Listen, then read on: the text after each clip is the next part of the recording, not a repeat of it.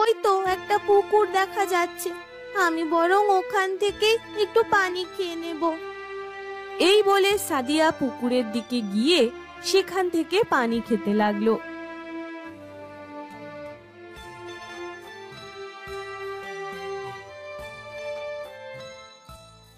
এই তো এবার গলাটা ঠিক হয়েছে, দেখি এবার যদি চুড়ি বিক্রি হয়, নইলে আজ রাতে না খেয়েই ঘুমোতে হবে।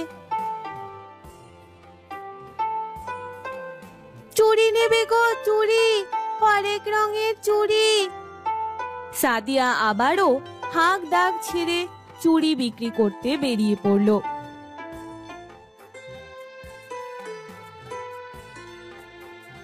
এই যে চুড়িওয়ালা, এইদিকে আয় দেখি। সে কি গো, এই অবেলায় আবার চুড়িওয়ালাকে ডাকছো কেন? কেন গো, আমার বুঝি চুড়ি পরতে ইচ্ছা করে না? ভয় পেও না, বেশি কিনবো না।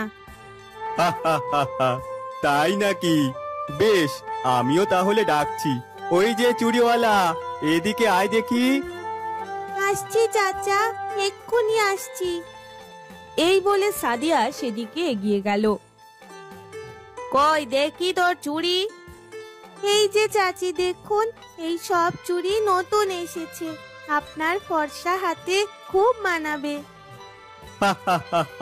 দেখো দেখো, এই বয়সে কেমন পাকনা পাকনা কথা বলছে। হ্যাঁ রে, এই বয়সে চুড়ি বিক্রি করতে বেরিয়েছিস কেন? কি আর করবো চাচা, অভাগা কপাল আমার। এই বয়সে মাকে হারিয়েছি, বাবারও অনেক অসুখ, তাই তো পেটের দায়ে বেরিয়েছি। আহারে, দূর বাবা, তুমি আবার ওর সাথে খেজুরে আলাপ শুরু করলে নাকি? এই ভালো করে কটা চুড়ি দেখা। এই যে চাচি, এই চুড়ি জোড়া ভারী সুন্দর, একবার পরেই দেখুন, আপনার হাতে খুব মানাবে।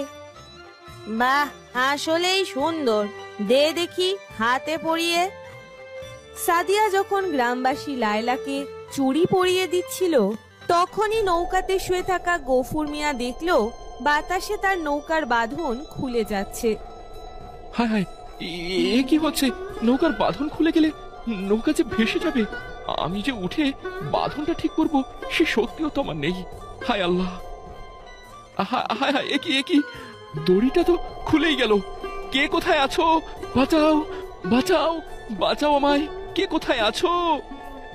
গফুর মিয়া জোরে জোরে চিৎকার করতে লাগলো, কিন্তু কেউ তাকে বাঁচাতে এলো না, আর তাই নৌকাটা নদীতে ভাসতে লাগলো।